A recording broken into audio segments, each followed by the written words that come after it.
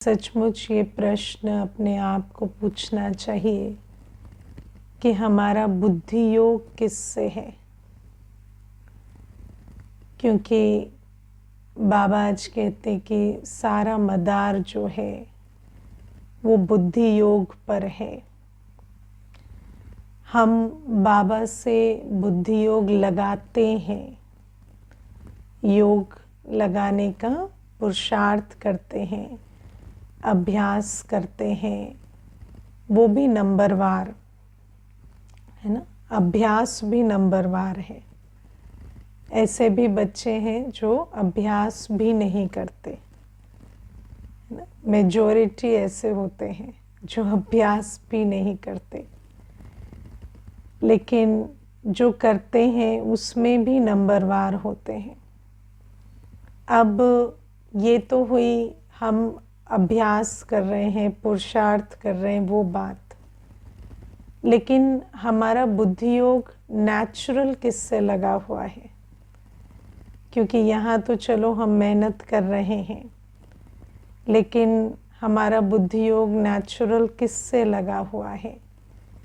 ये प्रश्न हमें अपने आप से पूछना चाहिए। क्योंकि बाबा तो कहते कि तुम मुझसे बुद्धि योग रखते हो तो उसमें सूक्ष्म मदद भी मिलती है ना, और सर्व प्राप्तियाँ भी होती हैं, विकर्म विनाश भी होते हैं। वो तो ठीक है, लेकिन इसका ऑपोजिट भी तो होता है। जब हम पुरानी दुनिया से बुद्धि योग रखते हैं, बाबा ने आज कहा कि सगे और लगे दोनों प्रकार के बच्चे हैं। तो हमारा जो तन मन धन है वो संपूर्ण बलिहार नहीं होता। बाबा कहते जो लगे बच्चे होते हैं, सौतेले बच्चे है ना, सगे नहीं, ऑपोजिट वाले। तो बाबा कहते तो वो भी मम्मा बाबा हैं, लेकिन ट्रस्टी बनकर नहीं रहते। अपना तन मन धन श्रीमत पर नहीं लगाते, तो कहाँ लगाते हैं है ना। तो विकारों के वश पुरानी दुनिया में लगाते हैं। और जैसे श्रीमत पर लगाने से सफल होता है, श्रीमत पर लगाने से पुण्य बनता है, ऐसे ही जब हम श्रीमत के विरुद्ध लगाते हैं तो उससे उतना बोझ भी चढ़ता है। और ये कोई आश्चर्य की बात तो है नहीं कि हम द्वापर कलयुग 2 युगों तक गिरते चले आए हैं। तो जितना हमने माया की मत पर, मनुष्य मत पर अपना तन मन धन विकारों के वश लगाया है, उतना हम नीचे गिरते चले आए हैं। तो अभी बाबा हमें कहते हैं कि तुम अपने को आत्मा निश्चय करो और अपना बुद्धि योग मेरे साथ एकाग्र करो। और जितना एकाग्र होता जाएगा उतनी बुद्धि में परख शक्ति, निर्णय शक्ति आएगी, और उतना हमारा जो तन मन धन है वो व्यर्थ जाने से या विकारी दुनिया में लगने से बचकर और सेवा अर्थ लगेगा। तो ये बाबा आज हमें कहते हैं। लेकिन हम अपने आप को पूछें कि मुरली तो हम रोज़ सुनते, लेकिन हमारा बुद्धि योग है कहाँ? और वो जो बुद्धि योग जो पुरानी दुनिया में अटका लटका चटका हुआ है, वो इतने जन्मों की अभी आदत पड़ी हुई है, इतने जन्मों का संस्कार है कि कोशिश तो बहुत कर रहे हैं, लेकिन फिर भी वो बुद्धि योग जो है वो वहाँ से निकलता नहीं है। और जैसे बाबा कहते हैं ना कि एक एक सेकंड बाबा की याद में कमाई होती है। एक एक संकल्प जब हम श्रीमत पर लेते हैं तो हमारा पुण्य का खाता बनता है। ठीक ऑपोजिट, जितना हम पुरानी दुनिया से दिल लगाते हैं उतना आत्मा की शक्ति घटती चली जाती है। तो ये हमें इस कैलकुलेशन को बहुत अच्छे से समझना है। और हम अपने आप को पूछें, क्योंकि पुरानी दुनिया भी दिन प्रतिदिन बहुत बहुत आकर्षक होती जा रही है ना। पुरानी दुनिया में भी क्या है, बहुत आकर्षण हो गया है।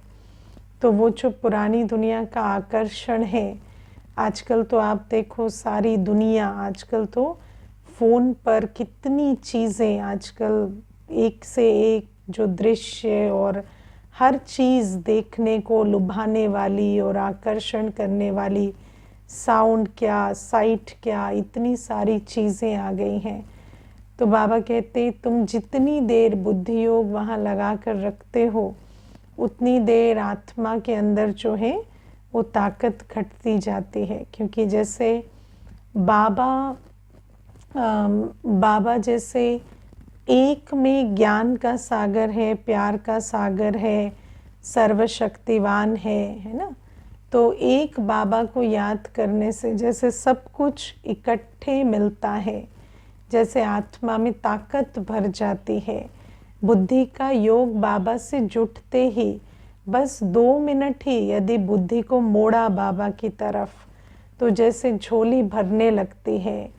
ऐसे ही पुरानी दुनिया में भी पता नहीं चलता कि हम जो भी कुछ देखते सुनते हैं, उसके द्वारा विकारों की मत, मनुष्य की मत एक साथ प्रवेश हो जाती है ना। देखने को तो हम जैसे मान लो 5 मिनट का ही वीडियो देख रहे हैं या 1 मिनट का ही देख रहे हैं, लेकिन उस 1 मिनट के वीडियो के पीछे जितनी मनुष्य मत है, जितनी विकारों की मत है, वो सारी जैसे अंदर प्रवेश कर जाती है।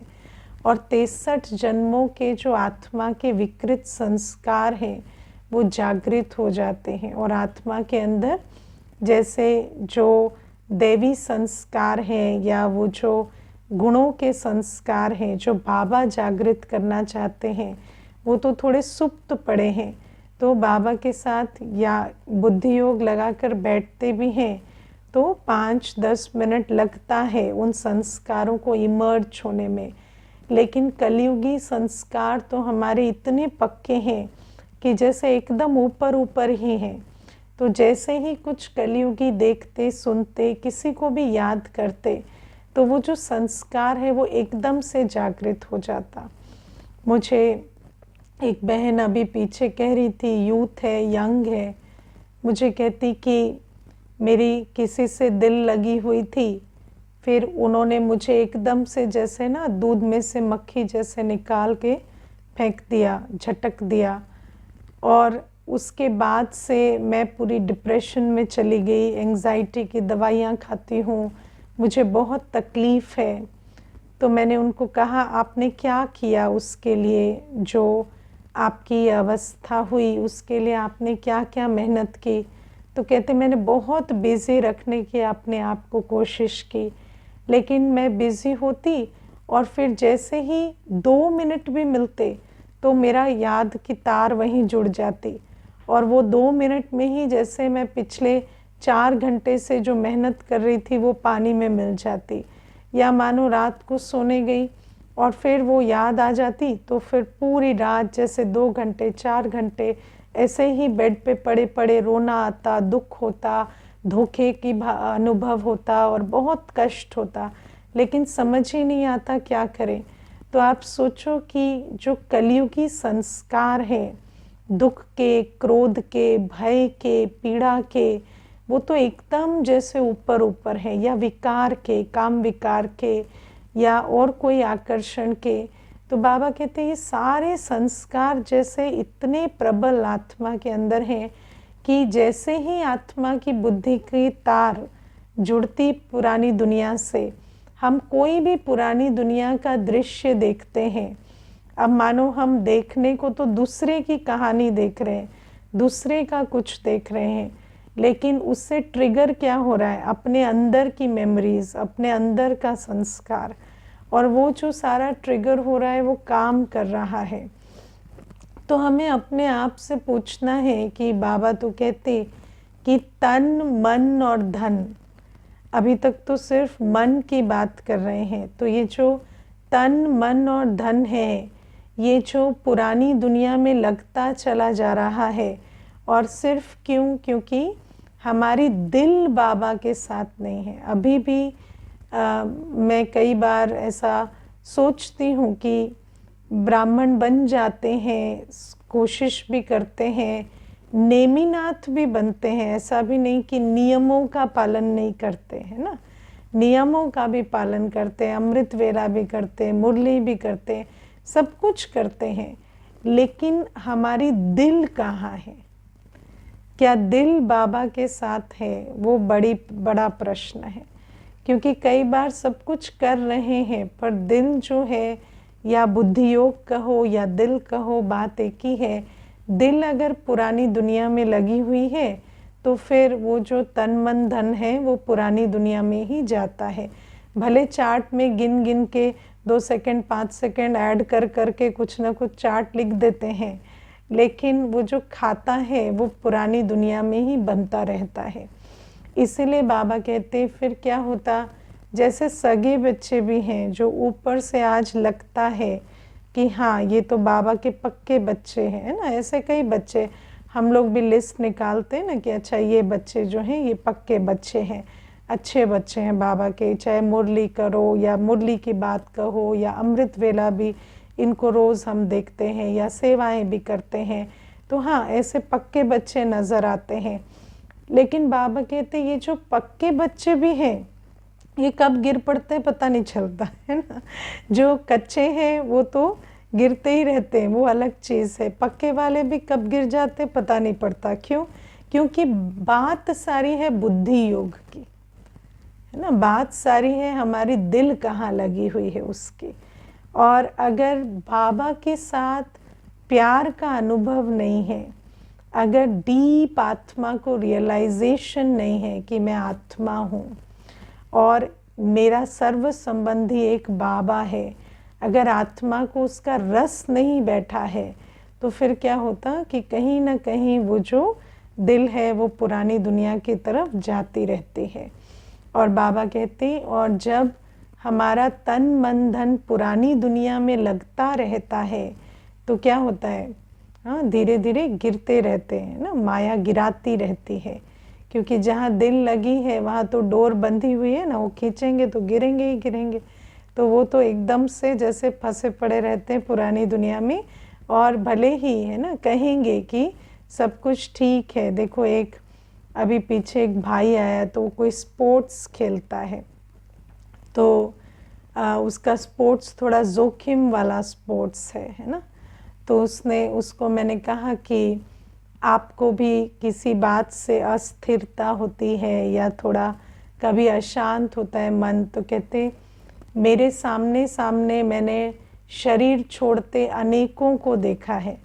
वो स्पोर्ट्स ऐसा है, हम बहुत डिफ़िकल्ट ऐसा एडवेंचर करते हैं, तो कईयों को मैंने शरीर छोड़ते देखा। तो मुझे मृत्यु से या किसी चीज़ को देखने से मुझे डर नहीं लगता। तो मैंने कहा ठीक है, उससे तो आपको डर नहीं लगता, आप कहते हो कि आपको मृत्यु देखने से भय नहीं लगता या मृत्यु से भय नहीं लगता, लेकिन क्या अभी लॉकडाउन हुआ और जब आप स्पोर्ट्स ही नहीं खेल पा रहे थे तब आपको कैसा लगा? तो कहते हैं हाँ ये बात आपकी सच है कि वो 6 महीने मेरे बहुत मुश्किल बीते और मुझे ऐसा लगा जैसे मेरा अस्तित्व ही कुछ नहीं है ना। तो ये क्या होता है कि हमें पता भी नहीं चलता कि हमारी पुरानी दुनिया में कितनी दिल लगी हुई है। कई तो ऐसे समझते हैं कि हमारा तो बिल्कुल लगाव नहीं है या हम तो बहुत न्यारे प्यारे हैं, लेकिन वो किस कारण से? क्योंकि वो जो पुरानी दुनिया में जहाँ हमारा कर्म बंधन है, जो हमारी दिल जहाँ लगी हुई है, वहाँ सब ठीक ठाक चल रहा है ना, वहाँ का वायुमंडल ठीक है। और जैसे ही वहाँ गड़बड़ होती है तो फिर अवस्था बिगड़ जाती है। इसीलिए ये जो मन है, ये तन है, ये धन है, ये कहाँ लग रहा है? क्या सच में हम बलिहार हुए हैं और श्रीमत पर सब कुछ लग रहा है, या अभी भी पुराने विकारों वश, लोभवश, मोहवश या देहाभिमानवश, क्योंकि हम किसी अपने फिजिकल अस्तित्व को भी अपनी पहचान समझकर उसमें ही अपने सारे संकल्प लगाते हैं ना। मैं बिजनेसमैन हूँ, मैं स्पोर्ट्समैन हूँ, मैं फलाना हूँ, इसमें ही हमारा सारा कुछ जा रहा है। तो बाबा कहते कई बार धन से भी नहीं होता या उससे मिलने वाली प्राप्ति से भी नहीं होता, लेकिन हमारी दिल कहाँ लगी हुई है? उस कर्म से, उस आइडेंटिटी से, वो फिजिकल कर्म से। तो बाबा कहते इतनी जो हमारी दिल पुरानी दुनिया में लगी हुई है, तो फिर माया बीच बीच में गिराती रहती है, और गिराती भी रहती है और बैलून की तरफ फुला के उड़ाती भी रहती है ना। उड़ेंगे उड़ेंगे फिर गिरेंगे, फिर उड़ेंगे उड़ेंगे, ऐसे चलता रहता है। और उसके बाद क्या होता? बाबा कहते फिर धीरे धीरे संशय पड़ जाता है ना। ऐसे बच्चों को संशय आ जाता है, क्योंकि बार बार जब सेवा नहीं करते, है ना। बाबा कहते ये जो तन मन धन है, इसको बलिहार करना है। बलिहार करना, ट्रस्टी बनना, मतलब सेवा में लगाना ना। आज बाबा ने बड़ा क्लियर बताया कि कोई अगर कहे मेरा चार्ट बहुत अच्छा है, तो बाबा क्या चेक करेंगे कि कितना तन मन धन इसका भारत को स्वर्ग बनाने की सेवा में लगता है। तो और कुछ दिखाई नहीं देता। कोई कहेगा मैं 8 घंटा याद करता हूँ, तो क्या कहेंगे? हाँ जी करते होंगे, लेकिन निशानी क्या है? निशानी है तन मन धन सेवा में कितना लगता है। क्योंकि बाबा, मतलब बाबा कौन है? बाबा परम धाम से यहाँ क्यों आया? टाइम पास करने? हाँ, बाबा तो विश्व कल्याण करने आया। तो जब बाबा परम धाम से विश्व कल्याण करने आया, तो जिसका बाबा से बुद्धि योग है, वो क्या करेगा? वो भी विश्व कल्याण करेगा, वो भी स्पिरिचुअल सेवा करेगा, वो भी अपना जीवन, अपना श्वासोश्वास किस में लगाएगा? मनुष्य को देवता बनाने की सेवा में लगाएगा। और बाबा कहते यही निशानी है, इसके अलावा कोई निशानी नहीं है। कैसे पता चले? बाबा के साथ बुद्धि योग है। बाबा के साथ बुद्धि योग है माना सेवाधारी जीवन है।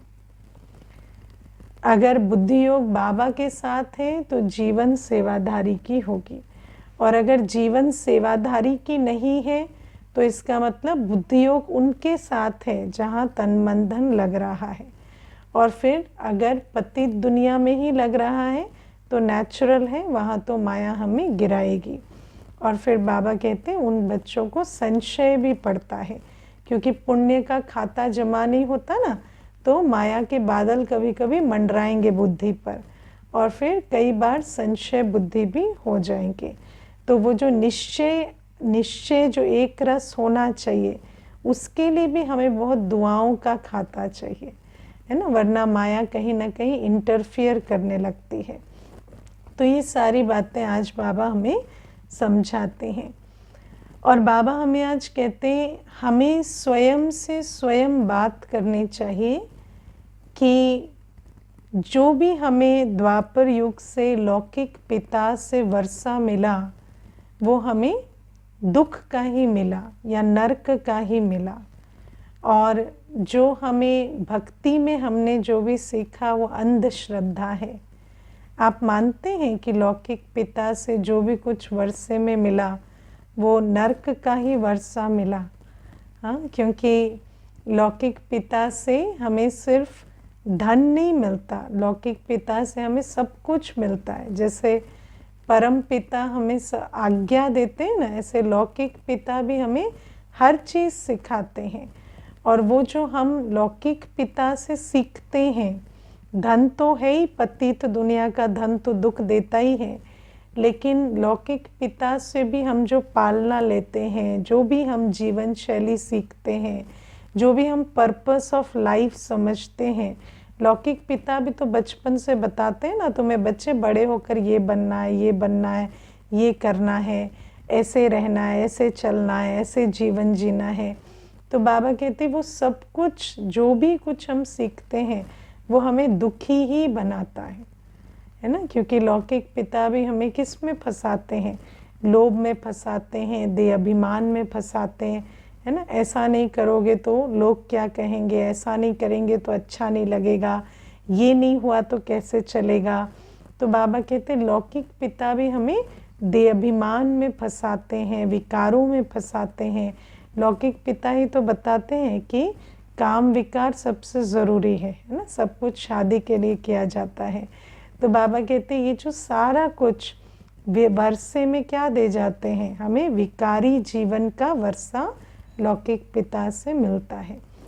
और बाबा कहते हैं द्वापर युग से हम जो भी कुछ सीखते आए हैं वो हमें दुख ही देता है ना। एक चीज़ हमें विचार करनी है। एक बार मुझे किसी ने बहुत अच्छी एक बात कही, उन्होंने कहा कि डिज़ायर्स दुख नहीं देते, इच्छाएं दुख नहीं देती, अपूर्ण इच्छाएं दुख देती हैं, है ना। दुनिया में लोग कहते हैं दुख, इच्छाएं दुख नहीं देती, अपूर्ण इच्छाएं दुख देती हैं। अगर इच्छा पूरी हो जाती है तो सुख देती है, लेकिन ये बात बिल्कुल झूठ है। ये चीज़ हमें दुनिया में सिखाई जाती है कि अपूर्ण इच्छा दुख देती है, लेकिन वास्तव में इच्छा ही दुख का बीज है। जब इच्छा पूरी होती है तो भी वो दुख का ही बीज बनती है, और जब इच्छा अधूरी होती है तो भी दुख देती है, क्योंकि इच्छा सदा पूरी नहीं होगी, ये नियम है ना। तो जब पूरी होती है तो उसका एडिक्शन और बढ़ता है, और जितना एडिक्शन बढ़ता है उतनी दुख की कैपेसिटी और बढ़ती है।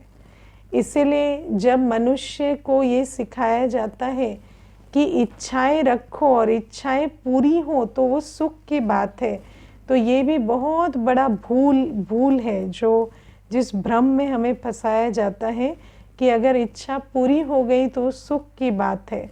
लेकिन बाबा हमें समझाते हैं कि चाहे तुम कामवश किसी के देह की इच्छा रखो, या लोभवश धन की इच्छा रखो, या देहाभिमानवश देहाभिमान की पूर्ति की इच्छा रखो, कोई आपको अप्रिशिएट करे, एक्नॉलेज करे, पोजीशन, लेबल, टाइटल, हर इच्छा आपको अल्टीमेटली दुख ही देती है।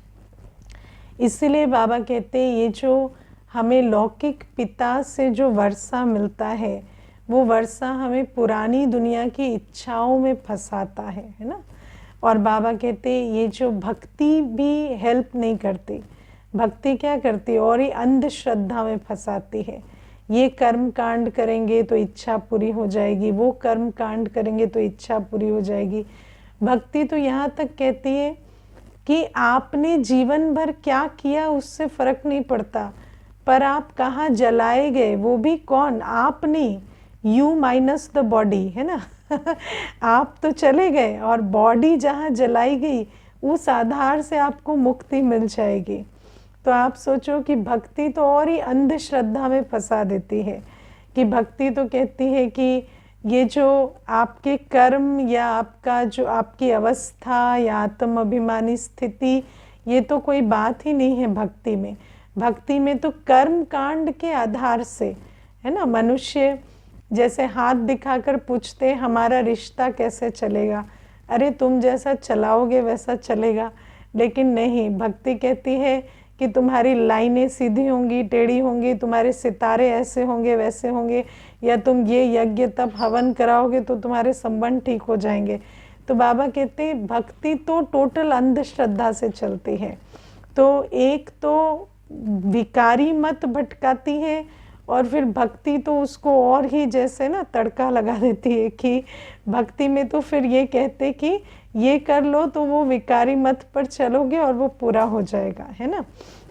तो बाबा हमें कहते कि इसीलिए ये जो दोनों बातें हैं ये तुम्हें समझनी है कि ना तो तुम्हें द्वापर युग से जो सिखाया गया है वो मदद करता है, आप कैसे कपड़े पहनते हैं, आप किस पद पर हैं, या आप कैसे क्या कितने बड़े घर में रहते हैं, या आपके आसपास कितने संबंध है जो हाँ जी करते हैं, क्या इनसे आपका सुख शांति का अनुभव डिटरमिन होता है ना, नहीं होता। लेकिन लौकिक दुनिया की मत भी और फिर भक्ति भी हमें इन बातों में फंसाते हैं। और फिर भक्ति क्या कहती है, वो तो सब करो, बस थोड़ा चढ़ावा चढ़ा दो तो सब ठीक हो जाएगा, है ना। तो बाबा कहते हैं कि ये सारी बातों को हमें समझ कर चलना है, क्योंकि कहीं ना कहीं जो हमने मनुष्य आत्माओं से सुना है कहीं ना कहीं वो भक्ति की मत, वो जो रावण मत है, वो जो दुनिया से सुना, पेरेंट्स से सुना, टीचर्स से सुना, वो सब कुछ हमारी बुद्धि में आज बैठा हुआ है। और ये जो बुद्धि योग है ये कहीं ना कहीं पुरानी दुनिया में भटकता रहता है। इसीलिए तो बाबा कहते हैं अभी इसको छुड़ाओ पुरानी दुनिया से और समझो कि मैं एक आत्मा हूँ और मेरे सर्व संबंध, सर्व प्राप्तियाँ एक बाबा से हैं। आप कभी सोच कर देखो कि माया का माया जाल कितना फैला हुआ है ना, और हर आत्मा इसकी चपेट में है ना। देखो, एक भाई आया तो वो मुझे कहता कि उसकी पत्नी ने उसको धोखा दे दिया, फिर उसने किसी और को धोखा दे दिया, ठीक है। तो 2 3 4 धोखे होने के बाद फिर मैंने उसको पूछा आजकल आपका क्या पुरुषार्थ चल रहा है? तो कहते आजकल मैं भगवान में मन लगा रहा हूँ, मैं बहुत पूजा करता हूँ। तो मैंने कहा पूजा करते हैं और मांगते क्या हैं? क्योंकि पूजा मतलब तो मांगना ही होता है ना, थैंक यू बोलने तो नहीं जाते हैं आप। क्या करते हैं? पूजा जो करते हैं क्या मांगते हैं? तो मुझे कहता है यही मांगता हूँ कि अच्छा परिवार दे दो मुझे। तो मैंने कहा 2-4 उन्होंने दे दिए, 2-4 आपने धोखे दे दिए, उसके बाद भी अभी आपकी बुद्धि कहाँ फंसी हुई? वहीं पे ही वही मांगते हो। तो मुझे कहता है और क्या मांगूंगा? और वो मुझे ऐसे ऐसे देखने लगा जैसे मैंने कोई बहुत विचित्र बात कर दी हो, है ना। क्योंकि मनुष्य की बुद्धि वहीं वहीं भटकती रहती है और तो कुछ सीखा ही नहीं ना हमने। तो बाबा इसीलिए कहते हैं कि तुम्हें आत्माओं को छुड़ाना है। दुनिया में तो आप कहीं भी जाएंगे, है ना, चाहे आप कोई मंदिर जाओ, तीर्थ जाओ, कहीं भी जाओ, तो व्यक्ति कहेगा यहाँ ये कर दो, वो कर दो। तो जो आज तक तुम्हें उसी रास्ते से नहीं मिला वो आज अचानक आपको उस रास्ते से मिल जाएगा। तो मनुष्य तो भटकाते ही भटकाते रहते हैं, कोई भक्ति में भटकाते हैं, कोई दुनिया में भटकाते हैं। सब कहेंगे नहीं ठीक हो जाएगा, कल ठीक हो जाएगा, कल ऐसा हो जाएगा, आज तक जो लॉयल्टी तुम्हें नहीं मिली वो मिल जाएगी, आज तक जो एप्रिसिएशन नहीं मिली वो कल मिल जाएगी। तो बाबा कहते हैं मनुष्य तो भटकाते ही भटकाते रहते हैं। एक तुम ही हो जिसको बाबा ने इतनी समझ और शक्ति दी है कि तुम आत्माओं को भटकने से छुड़ाकर शांति सुख का रास्ता बता सको। और शांति सुख का रास्ता क्या है? शांति सुख का रास्ता है अपने को आत्मा समझना और शांति सुख के सागर के साथ बुद्धि योग लगाना, अपने आप को पहचानना, अपने बाप को पहचानना और बाप के साथ दिल लगाना। यह है शांति सुख का रास्ता।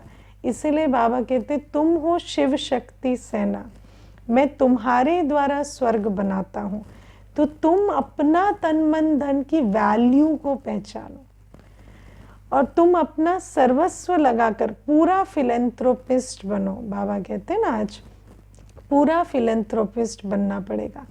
और बाबा कहते जब तुम बच्चों के पास ही ये ताकत है, ये ऑप्शन है, तो तुम्हें अपना सर्वस्व स्वाहा कर इस पुरानी दुनिया नर्क को स्वर्ग बनाना है ना। और इसमें बहुत मेहनत लगती है। एक एक आत्मा, एक एक ब्राह्मण आत्मा बहुत मुश्किल से तैयार होते हैं। और बाबा कहते हैं इतनी पालना लेकर कोई फारकती दे दे, है ना, तो बहुत दंड मिलता है।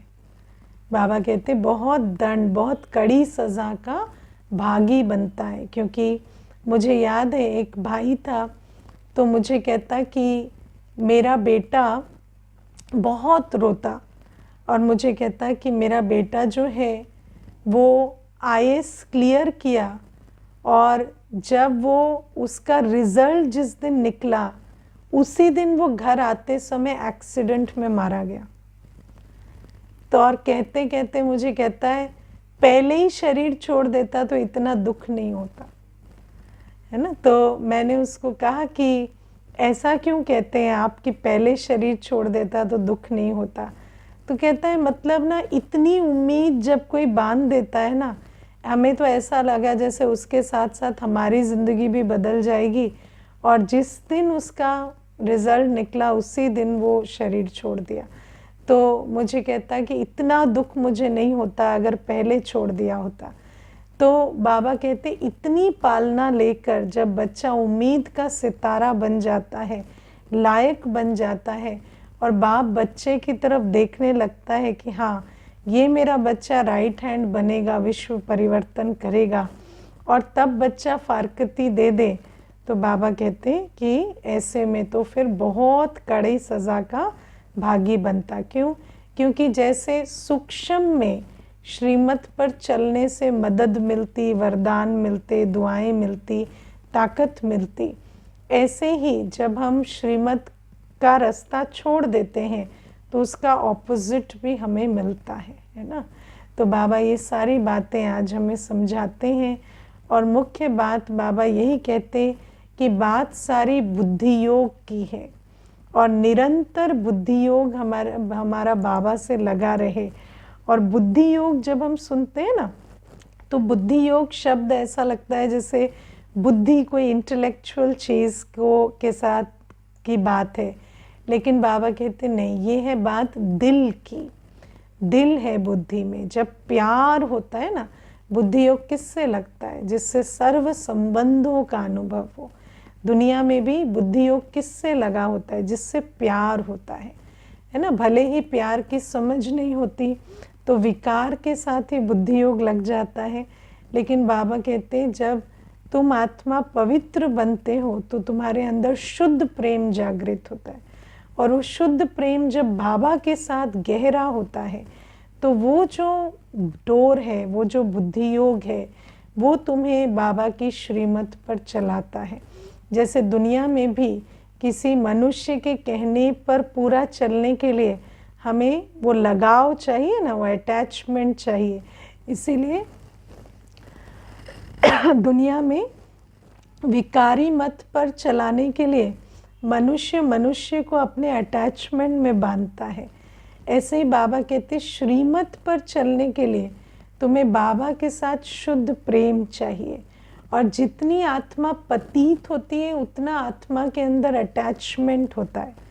इसको समझना, आज जितने हम पतित होते हैं उतना अटैचमेंट की कैपेसिटी ज़्यादा होती है ना। कई, जैसे मुझे आज एक कन्या कह रही थी कि मैं बहुत जल्दी ट्रस्ट कर लेती हूँ किसी पे, तो मैं तो ट्रस्ट करती हूँ तो ये अच्छी चीज़ है ना। तो मैंने कहा था आप ट्रस्ट नहीं करते, आपको बस ये है कोई मिले और मैं उसके साथ चिपक जाऊँ, है ना। ये है अटैचमेंट सीकिंग। तो आप पहले अटैचमेंट ऑफर करते हैं, फिर आप उसे दूसरे से ढूंढते हैं। ये कमज़ोर आत्मा की निशानी होती है ना। तो ये जो अटैचमेंट सीकिंग, ये जितना हम पतित होते हैं उतना हम जल्दी अटैच होते हैं। चाहे आप किसी भी चीज़ का एडिक्शन जल्दी होगा, कोई भी चीज़ 2 बार खाएंगे एडिक्ट बन जाएंगे, कोई भी चीज़ 2 बार देखेंगे उसका एडिक्शन हो जाएगा। ये सब पतित आत्मा की निशानी है। सबके बीच रहते न्यारा रहना और बाप का प्यारा रहना, ये पवित्र आत्मा की निशानी है। शुद्ध हृदय को शुद्ध प्रेम खींचता है, बाबा का प्यार खींचता है, और पतित आत्मा को पुरानी दुनिया बहुत खींचती है। तो इसीलिए बाबा कहते हैं जितना हम पवित्र बनेंगे, जितना हम अपना तन मन धन सेवा में लगाएंगे, जितना हमारी दिल बाबा से जुड़ी हुई होगी, जितना हम बाबा के मददगार बनेंगे, उतना हम नई दुनिया बनाएंगे भी और नई दुनिया के लायक भी बनेंगे, है ना। और बाबा आज में कहते कि तुम पुरानी दुनिया के झमेलों में नहीं जाओ, सदा खुशी के झूलों में झूलो। लेकिन खुशी के झूलों में तो तब झूलेंगे ना जब बाबा के खजानों के अनुभवी बनेंगे, है ना। बाबा बहुत खजाना देते हैं। बाबा ज्ञान का खजाना देते हैं, प्यार का खजाना देते हैं, प्योरिटी का खजाना देते हैं, शक्तियाँ देते हैं, कितना कुछ देते बाबा। लेकिन क्या हम उन खजानों से खेलते हैं? क्या उन खजानों के अनुभवी बने हैं? सुख के झूले में झूलते हैं, क्योंकि सुख कहाँ है? सुख है बाबा के खजानों में, लेकिन क्या हम उस खजाने का रस लेते हैं, या हम सिर्फ नियम प्रमाण बाबा के पास बैठते हैं, बाकी बाबा से रस नहीं ले पाते, है ना। क्योंकि ज्ञान सुनते हैं, पर अगर मनन नहीं करते तो ज्ञान का खजाना नहीं मिलता, है ना। हम बाबा के साथ याद में बैठते हैं, लेकिन याद अगर ऐसे मैकेनिकल बिंदु बन बिंदु को याद कर लिया तो उस याद से भरपूरता नहीं आती। और जब हम मिलन मेले में बिजी नहीं रहेंगे तो जैसे ही झमेला आएगा हम उसमें जाके फंसेंगे, है ना। तो बाबा कहते हैं इसीलिए ये जो मिलन मेले में हम मिलन मनाने में बिजी रहते हैं, या जैसे दुनिया में होता है ना कि मंदिर का दिया नहीं जलाया है तो दिल दुख दुख कर रही है 6:30 बजे शाम को, है ना, कि बस दिया जला लेते और फिर जो था कर लेते। तो ऐसे हमारी सिर्फ दिल बाबा के साथ कुछ नहीं किया तो खाती रहती है, माना जैसे भक्ति में नियम पालन नहीं किया तो गिल्टी होते रहते थे, ऐसे हमारा बाबा के साथ रस और प्यार का संबंध है या सिर्फ गिल्टी होना। जैसे भक्ति में करते थे, अमृत वेला उठ गए तो उठने की खुशी है, पाने की खुशी नहीं है, है ना। अमृत वेला उठ गए तो किसकी खुशी है, खजाने की खुशी है जो भरपूर हुए, या सिर्फ उठने की खुशी है कि आज चार्ट में टिक मार्क पड़ेगा, है ना। उठने की भी खुशी है लेकिन खजाने की खुशी है, या मुरली सुन ली इसकी खुशी है, या मुरली से ज्ञान रतन जो मिले उसकी खुशी है। ये चेक करना, ये बहुत इम्पोर्टेंट चीज़ है। मुरली सुन ली इसकी खुशी है कि आज का काम पूरा हुआ, आज का अखबार ख़त्म, या मुरली से जो ज्ञान रतन मिले उनके अनुभवों की खुशी है कि बाबा ने एक एक रतन जो दिए उस रतन को देखकर उसके अनुभव में खुश हो रहे, है ना। या बाबा के साथ चाट दे रहे हैं तो बाबा के साथ जो रूहान हो रही है उसकी खुशी है, या सिर्फ नियम प्रमाण चाट भर दिया इसकी खुशी है। तो बाबा कहते जो बच्चे बाबा के खजानों में लेन देन में बिजी रहेंगे वो झमेलों से दूर रहेंगे, वरना झमेला ढूंढ रहे हैं और इधर टाइम पास कर रहे हैं, जैसे ही झमेला आया तो उसमें चल पड़े, है ना। फिर कहेंगे अभी 2 दिन से टाइम नहीं मिला, झमेला बहुत था। झमेला बहुत नहीं था, झमेले की तो आप इंतज़ार कर रहे थे, झमेला नहीं था तो इधर बिजी थे, और जैसे ही झमेला आया क्योंकि वो बहुत इंटरेस्टिंग है तो उधर चल पड़े। तो कई ऐसे होते हैं कि बाबा की खजानों की वैल्यू नहीं होती। तो बाबा कहते ये जो संगम युग है ये इसकी विशेषता है अनुभव, बाबा के साथ का अनुभव, बाबा के प्यार का अनुभव। जो आत्मा उस साथ और प्यार के अनुभव के रस में डूबी हुई है उसको इतने सुखद खुशी के झूले में झूलने का अनुभव होता कि वो झमेला देखकर भी नीचे उतर उसकी तरफ जाती नहीं। ओके, ओम शांति।